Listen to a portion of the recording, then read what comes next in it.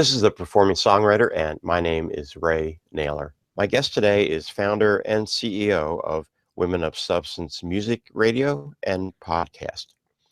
In addition, she offers a wide range of music business training targeting to women musicians. My guest today is also a performing songwriter herself, and I'd like to introduce Bree Noble. Bree, how are you Hey, doing? I am doing Now, great. Let me wave. now Hi. here, I'm on the East Coast. Just turned afternoon. You're in the West Coast. I guess it's a little after 9 where you're at. Yep, I just got my kids off to school. Um, I wanted to ask you first to talk a little bit about your music history and how that evolved also into what you're doing now with other women musicians. Sure. Wow, that's a wide range of information. So, anyway, I started singing really young. I mean, I love to sing. I just always reacted to music. And whenever I heard songs on the radio, I'd immediately memorize them. And my mom said I would just sing all the time, like wherever I would go.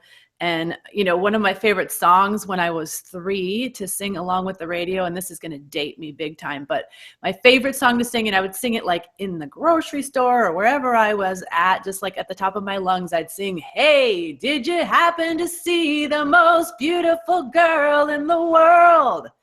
And yeah, that really dates me back to the 70s. Obviously, I was born in the 70s, but that was kind of my first love of music. And I realized that I could sing and I love to sing. And so I was always involved in church choirs and church musicals. And as I got older and got into high school, I got super involved in all the choirs at my high school. I was in, everything you could be in, madrigal groups, concert choir. I was even in a women's barbershop quartet. And I started doing solo competitions and that kind of thing. I hadn't really discovered songwriting. I had started a little bit, when you first start songwriting and you do like a 3-chord song. And I realized, kind of without any much music theory training, how these chords went together and stuff. And so I started composing stuff, but it wasn't complicated. And it certainly wasn't anything that I would, perform now, but it's a start, everybody starts somewhere. So after that, I went on to Westmont College to perform in their ensemble that performed all over California and even some of the other Western states on the weekends. And that was a great experience for me performing. I even got involved in some songwriting with that group, was kind of taken out of my comfort zone playing piano and playing some percussion and stuff. And I had learned piano from age 6, but I didn't have a lot of experience, playing in a group where people are relying on you to actually be able to play on time and, make sure you knew your stuff and all that. So that was a great experience. And of course, all the performing experience I got in that group, performing it in a lot of different kinds of locations, a lot of different churches, and then, even everything from prisons and juvenile halls to rescue missions. And it was just such a great experience. And I was also a vocal major and a business major at Westmont College. So that's where I got all my background in music. And how did you get into what you're doing now too? Also, Well, that was kind of a bit of a journey. After school, I really wanted to do music, but there was really no training out of my program on how you could apply what you learned in music to actually getting a job in music. So I wanted to do music and I just really didn't have any idea how to go about it. So of course I went and got, the dreaded day job, and I worked as an accountant for a while because I had a degree in business focusing on accounting and management. And I had originally wanted to go to arts management school, but I was very particular. I wanted to go to UCLA's program and they only had 10 spots and I didn't get in. So, I got into some other schools for business for an MBA, but I decided to go and, try my hand at the workplace for a while and see if that's really what I wanted to do. So started off in accounting, ended up luckily getting a job at an opera company in Orange County. They were looking for an accountant. I thought this is a perfect fit for me because I had experience singing in operas in college. I was in Marriage of Figaro several times. And, so developed somewhat of a love for opera, although it's not my favorite genre. I still really enjoy it. So I loved working there and being around that kind of performing atmosphere. And it's a very different style of corporate than what normal people are used to. But because I was the director of finance, a lot fell on me as far as having enough money to run the company, because we were constantly, in debt or behind, or, needing money. And so it was a bit stressful. And while I was there, I was trying to figure out music on the side. I was in several bands. We performed around Orange County, and I just tried my hand at all kinds of different things that really didn't succeed. And it wasn't until I left my job because of the stress after I'd been there for 5 years, and because I started having children, that I actually got into really performing and just making a go of it as a solo Hmm. artist, and figuring out how to make that happen, having enough time to really focus on, and having the confidence to say, I don't need other people to help me. I can do this myself, and I can build it, a grassroots movement from the ground up. And that's what I did. And once I did that and was able to become a touring artist, I thought, I wish I'd had like some kind of a training program all this time that I was wasting figuring out how to do this. And so that was how I got into doing what I do now. I decided after so many years I didn't want to tour. My kids were at an age where I wanted to stay home with them and be available for them. And so I just went into creating this program, especially for female artists, because I felt like there wasn't a lot of support for female artists, at least not as much as male artists. And so I, along the way, created Women of Substance. I have the Female Musician Academy, and, I just love what I'm doing because I know that it's what artists need, and that I can help them. Okay. Um, you also have a podcast, and I read, I guess, on your website. Let me read this: that your podcast hit #1 in something called New and New Worthy for the Music, Arts, and Society Culture. That's long. And also #4 on audio podcasts in all of iTunes.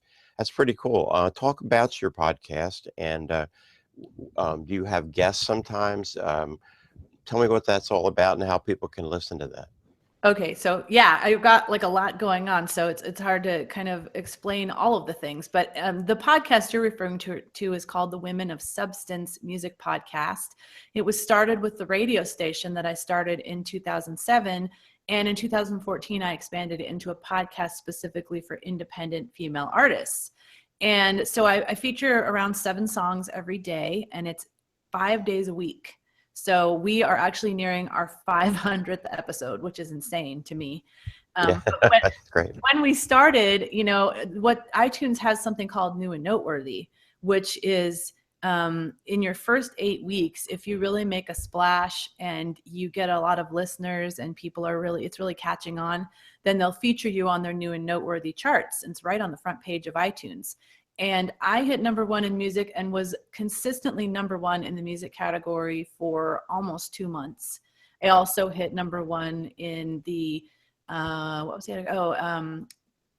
Arts category, and then the society and culture categories in New Okay. and Noteworthy. And then they have an overall iTunes chart, and they have like audio podcasts and video podcasts. And we hit #4 in all of audio podcasts during that time, which was really exciting. So yeah, on that show, it's all music. Uh, And then I have another show, which is called The Female Entrepreneur Musician. So it's where I interview independent female artists and talk to them about what they're doing that's successful in helping them making a living from music. okay. Now the radio station.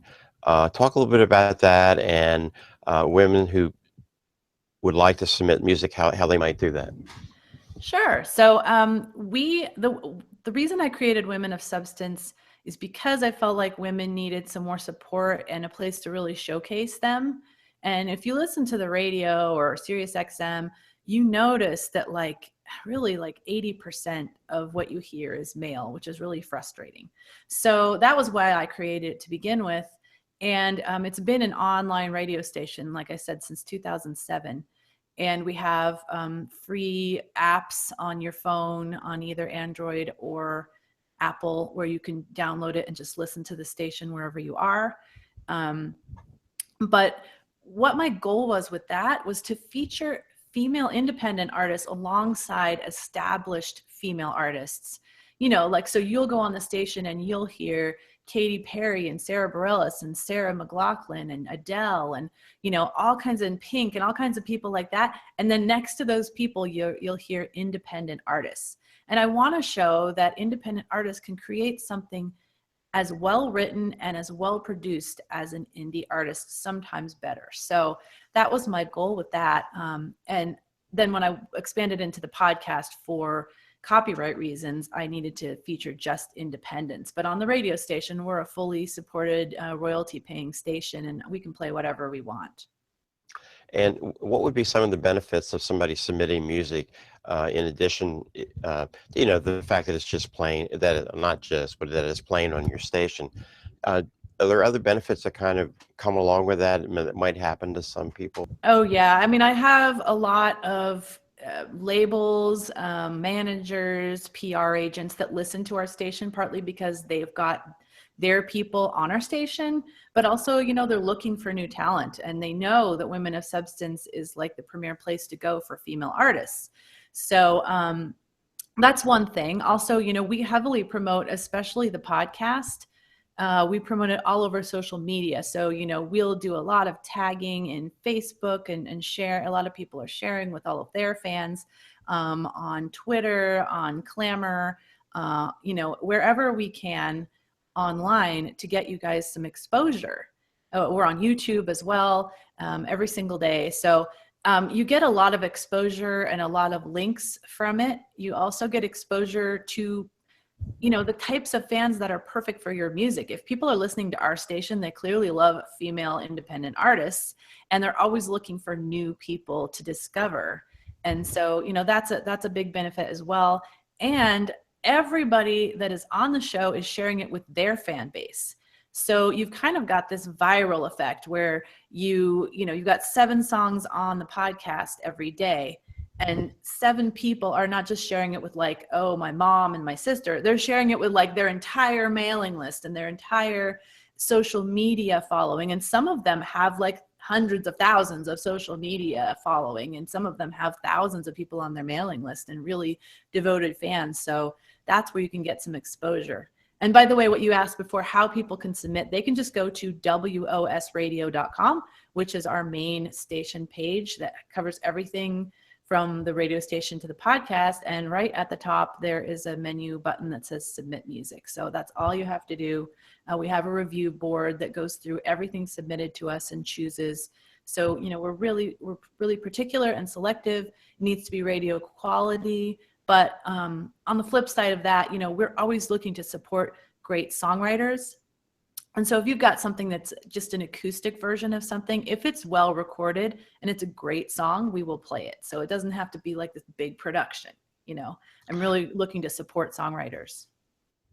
Well, I've listened, you know, I've been listening to that, and the music is really good. Thank you. you. The songwriting is really good. We're going to later on, we're going to talk a little bit about your academy, but before we get to that, I want to ask you about your music.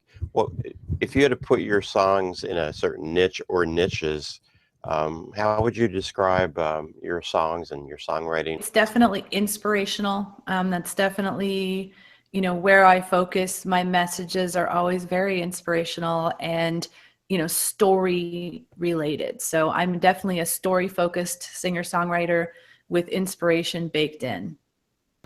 In terms of your songwriting, what do you think the essence is of a good song? If you could put that in a couple sentences. Oh man, that's like the $50 billion question, right? You know,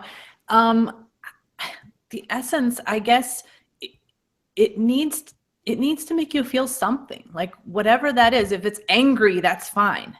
You know, if it's sad, if it's happy, if it's motivated, you know, whatever that is, it needs to tap into your emotion. If it's just telling a story, but that story is super bland and it doesn't use descriptive words and it doesn't pull you in and make you feel like you're one of the characters, then it's not a story worth telling, or it's not told in a way that's worth hearing, you know? So I just think you need to walk alongside that songwriter as they're telling the story and feel like, you know, you're in a movie, or you're in your own scene in a TV show. That is what makes a really good song. Okay, we're gonna take a break here and listen to some of your music. We're gonna come back then and talk about the Academy.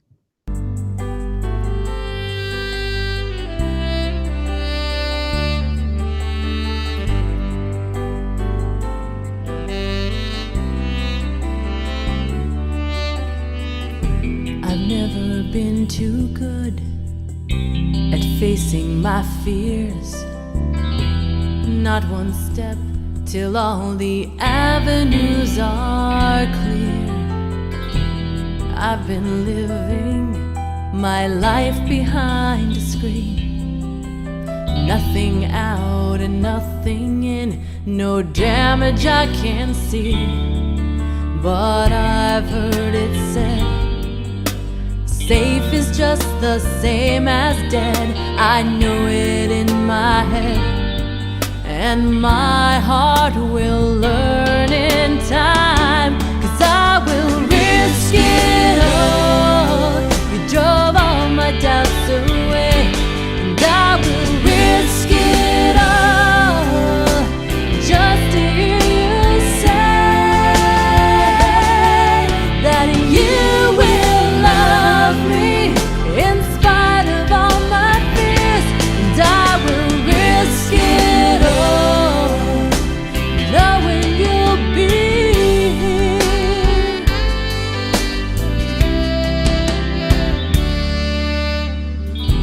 You've always been so good. I'm back with Bree Noble, and Bree, I wanted to ask you, we want to talk a little bit about your Academy. How did you get into that? And just talk about, and I know you, in back of you have some stuff, so I'm feeling that might have something to do with it. So Yeah, I was I'm going to looking give for you the my microphone. eraser to erase this mess that I have here, because I was doing a training yesterday and I was like, I don't want to make slides. I'll just write it up on my whiteboard, you know. So I was going through with the Academy members kind of the stages of growth in your female musician career. And that's kind of, you probably can't read it because it's a bit of chicken scratch, but I can read it. That's what I told them. It's like, you can't read it maybe, but I can read it. So that's important. But yeah, so I got started because I was working with all these female artists in Women of Substance, and I saw that they had such good music, but a lot of them really didn't have any idea how to market it. And even that, you know, they were running a business and they needed to make money in order to sustain. So a lot of them had made an album. They'd done nothing else. They'd never performed. They'd never gotten themselves out there in any way. And they just went and made an album and spent a lot of money on that. And then they're wondering why they don't get any sales on iTunes, you know, or Amazon, or they hire a PR agent and spend lots of money on that, or a radio promoter. And they just expect that person to, like, all of a sudden take their career to another level, but they've done nothing to build their own fan base and make connections. And so, you know, money that's spent like that in the beginning of your career really is not going to help you out. And so it was just hard for me to watch these artists going through this and being taken by people with all these promises, you know. Mhm. And so I wanted to give them the tools to get them, you know, prepared and equipped for building their own career and not having to, you know, spend all this money and like hoping and praying that something will happen. So that was why I started the Academy. I started it back in June of 2015. So it's been a little over a year, and it's been amazing. I mean, we have a great bunch of women in the Academy who are constantly like encouraging and helping each other and answering each other's questions, and you know, engaging and networking and meeting up at conferences and stuff like that. And then I meet with them twice a month, on a video just like this, where they can ask their questions and I can answer them, or other people in the community that have experienced what they're going through can help them out and give them their experience. And it's just a really give and take kind of community that is, always what I wanted when I was for 10 years frustrated and trying to figure out my strategies and what to do. And I had wished that I had something like this. So I basically created, a lot of times in business, we create something to solve our own problem. And I created something that would have solved my problem for those 10 years. And I wish that it existed. And so now it exists for these artists. And I'm so proud to bring it to them and help them out. And we pull in experts from all over the music industry to help them with lots of different things, whatever they're struggling with, whatever they have questions about. We have an expert every month that focuses on a different area of the music business. And so there's just so many facets, as well as the training that we provide in marketing and on the business side, and how to, book gigs and do house concerts and all that. So it's just been a really fun ride, and we're expanding now. We're getting a lot of new members, and I'm just excited with the direction that it's going. I just want to read some of the things that you cover, because it's quite a list here: marketing, PR, social media, building your fan base, booking, songwriting, licensing, legal, copyright, vocal training, confidence, stage presence, crowdfunding, and more. So my question is, that could be a little, when I read all that, I was overwhelmed, And so my question is, what would be the best way for an artist to kind of prioritize that and say, okay, I need to start with this, or this is what I need to focus on right now? That is a great question. And that's what I'm focusing on right now. That's what all this craziness is about up here. This is helping people figure out what stage of their career that they're at right now. And when we do that, and I describe to them, like, this, if you're at this stage, this is what's happened for you. You've got this many people on your email list. You've got this many people in your social media. You've done this and this and this. And so we find out exactly where they are. We meet them there and provide them the training that they need at that stage. So like, I was saying just today in my email that I sent to a bunch of people, that it's like sometimes you see really beginner people trying to incorporate really complicated strategies that are for advanced people. And when they do that, they're usually wasting money because they can't capitalize on it. They spend a lot of time trying to learn how to do something that's really way above their pay grade. And that's not saying anything against them. Like, we all start somewhere. I started at zero, you started at zero, so and then if you're, a lot of courses always just start at the beginning, and then people that are already more advanced are like, okay, I'm bored, this is not for me, I'm already past this. So we want to meet people where they are. Mm-hmm. And so that's what we provide for them when they come in. They have a video that explains to them all the stages, and they can identify where they're at and then go straight to that section. But we also focus heavily on planning and goal setting and figuring out our core values and our mission statement. And everybody goes through that, because I am super big on that. And we do 90-day goals, and we really focus down on what we're going to be doing for the next 90 days, and then make a plan of attack. Like, how are we actually going to do this? Like, this is not just something that's in our head. We're going to put this down on paper. We're going to do these actions. And then you'll be amazed at the end of the 90 days to see how much you actually got done, versus just kind of thinking in your head, oh yeah, I need to do that, or having this really huge list of things you need to do. And then every time you look at it, getting overwhelmed and depressed because you didn't do any of them. So yeah, that's a big part of our training too. And everybody gets that training, no matter what stage you're at. How can people become involved with the Academy? And also, I know this is primarily for women musicians, but can men join the Academy? Well, every once in a while I get a hater, a male hater that like says, how can you leave out the men? Well, I'm sorry, you can't join the Academy, but I have other things for you guys. We've got, I've got a course called the Indie Music Profit Plan. It is like comprehensive from beginning to end of how you go from starting your platform to making money with your music. So if you want that and you're a male, you just go to indiemusicprofitplan.com. Or you can also join my house concerts course, which is called Profitable House Concerts. And if you go to femmusician.com and click on training, you can find a direct link to that as well. But I really focus only on female musicians because in the academy, because I want to, provide them a safe place and a place where there's people like them, where they can feel like they belong, and they're not going to feel like they're going to be judged. And not that it's hard for me to like say this, because I don't want to say like, oh, men are judgmental. Like, I'm not saying that. I'm just saying that there's something about having a sisterhood that is different, and Right. so that's why I provide that for them. And, I have plenty of men that are on my email list. In fact, I sent out an email today and I was talking about the academy, and they're like, I hope it's okay that I'm on your list because I really like your stuff, but I'm not. It's like, totally fine. I love to have you on your list. There's on my list. There's lots of things I can help you with. I do stuff with songwriting and licensing and all that stuff that's not gender specific. But I do have this one thing that is my absolute favorite thing, which is the academy, and it is just for women. So, I'm glad that there's a place like this out there. The best place to go if you're thinking about the academy is femalemusicianacademy.com, and there is a video that explains all of what's involved in the academy. It's got some testimonials from some of my students and what they've experienced in the academy, and there's a lot of information on that page. But you can always just send me an email at Bree, B-R-E-E, at femmusician.com, FEmusician.com, and I'd be happy to answer any questions that you have. Okay.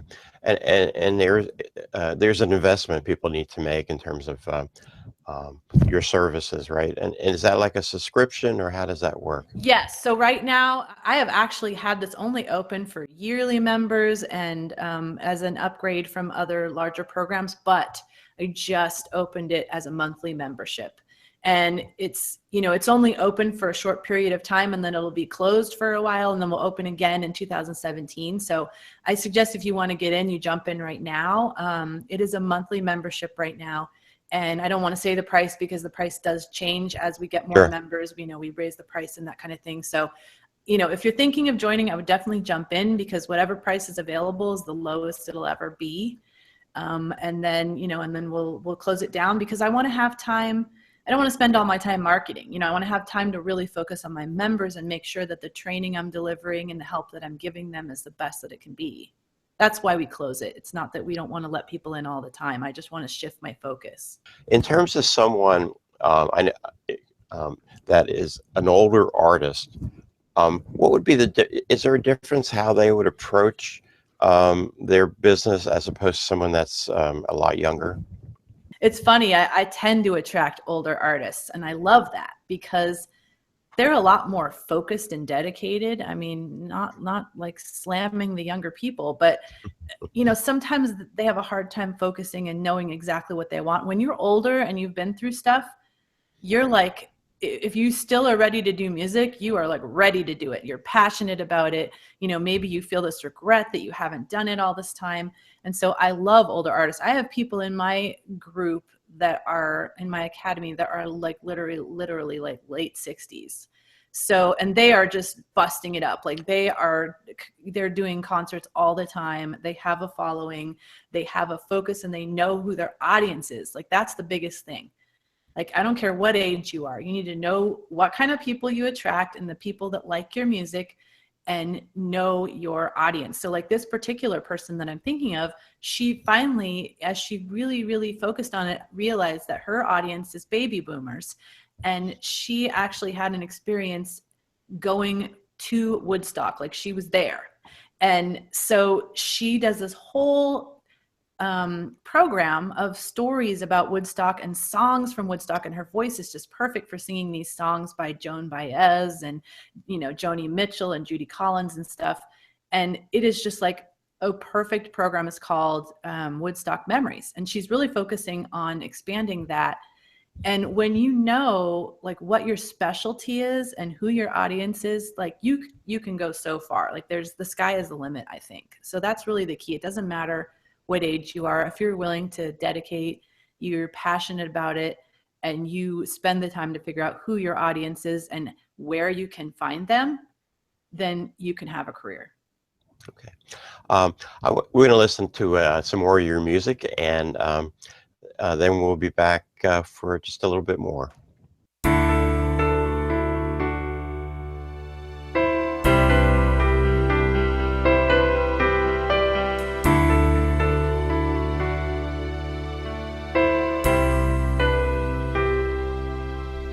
Inside another doorway, a place to lay his head, a blanket of newspaper and a pillow of cobwebs. His pockets almost empty, business had been slow. All the open hearts and open hands had all gone off to Disneyland. It was time for him to go. Another town just like the last, like sand through the hourglass. On Gypsy Road, millions journey, some by choice, some by necessity.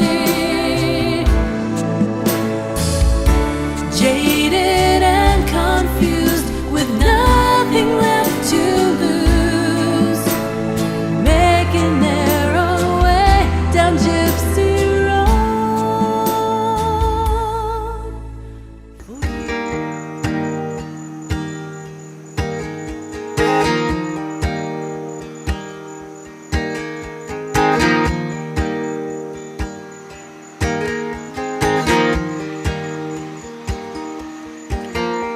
Running with the rabble down the same old route, when the flashes lit the view. Took a little turn until I saw the truth, blanketed in blue, hanging my emotions on the latest news, all the versions I've made, judging motivations when I got no clue, but I can't help but play that game. Who the hell are you to pause a perfect day? Just another rodent in a wretched maze. Just another rodent in a wretched maze. That was Jason McGovern, who will be our next guest in about 2 weeks. Bree, I wanted to know, in terms of your own music, how can people buy your music, see where you might be performing at there in California? Absolutely. So, you know, at this point, I'm not focusing a lot on my own music, but you can find me on any major distribution online, Amazon, iTunes, CD Baby. Just look up Bree Noble, and I have quite a few different kinds of albums. I do a lot of genres because I try to focus on what my audience likes. And like, for example, I found that my audience loves for me to do some classical and Broadway tunes. So I made an album just of that kind of music, and they love it because I'm classically trained. I've sung opera. And so, they love that kind of stuff. But of course, I love my singer-songwriter stuff too, and they like it. So I have some different kinds of offerings, but I recommend, my album Healing Waters. It's Christian and inspirational. And then I have a Christmas album that is available, and this is right about that time of year. So definitely check out my Christmas album, Gift Beneath the Star. You're doing a lot of great stuff, and I know the little bit that I do, just organizing that and putting it together is a lot of work. And I just wanted to thank you for doing all that you do. Thank you. I appreciate that. Sometimes people don't realize how much work it is. And I know you do. So thank you for that. And Bree Noble, thank you very much for taking the time to come on the Performing Songwriter. You are welcome. It's been awesome. And again, our next show is Jason McGovern, and see you then.